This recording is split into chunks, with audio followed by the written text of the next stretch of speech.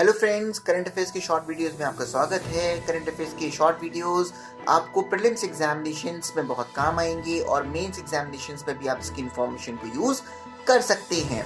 आज हम बात करेंगे मिनिमम सपोर्ट प्राइस यानी कि MSP की।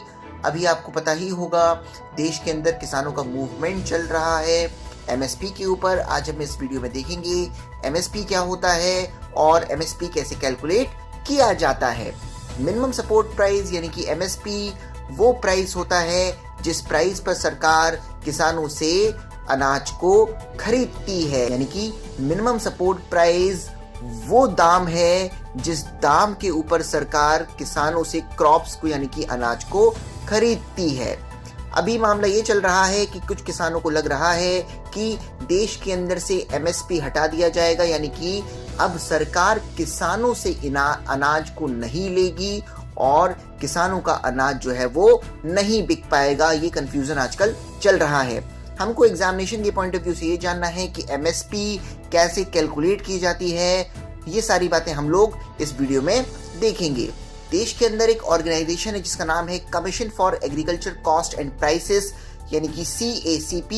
ये ऑर्गेनाइजेशन मिनिस्ट्री ऑफ एग्रीकल्चर के अंदर आती है और ये सरकार को रिकमेंड करती है कि किस क्रॉप का कितना प्राइस होना चाहिए, यानी कि सरकार को कौन सी क्रॉप कितने प्राइस में खरीदनी चाहिए। फाइनली MSP के ऊपर डिसीजन लिया जाता है cabinet committee on economic affairs यानी कि CCEA के द्वारा।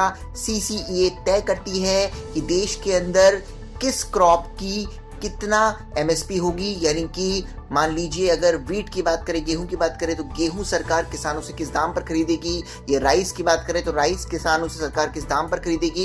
ये फाइनल डिसीजन CCEA द्वारा लिया जाता है।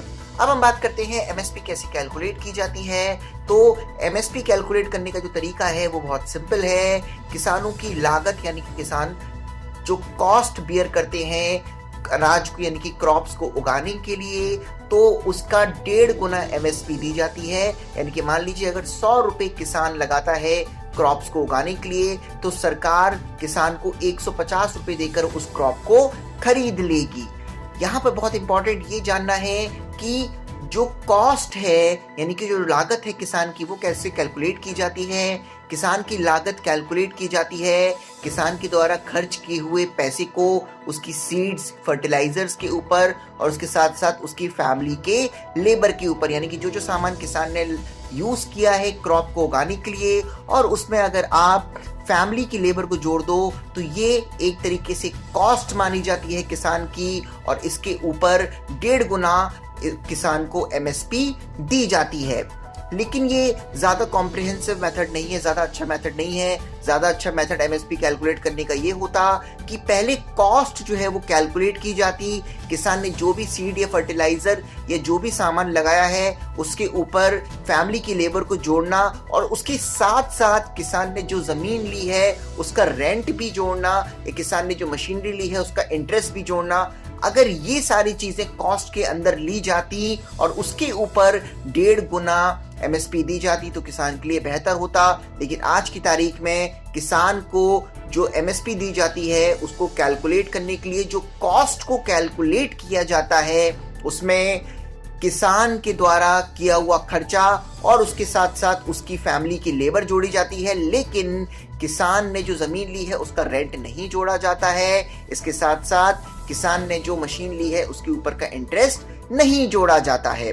तो इस तरह से MSP को कैलकुलेट किया जाता है और MSP जो है बेसिकली क्या है, किसान की कॉस्ट का 1.5 गुना ये MSP है। CACP रिकमेंड करती है सरकार को और फाइनल डिसीजन CCEA द्वारा लिया जाता है। ये इन्फॉर्मेशन आपके एग्जामिनेशन पॉइंट ऑफ व्यू से बहुत इंपॉर्टेंट है। इसी तरह के करंट अफेयर्स के वीडियोस को देखने के लिए हमारे चैनल को सब्सक्राइब कीजिए और सभी प्लेटफॉर्म्स को शेयर कीजिए। Thank you very much.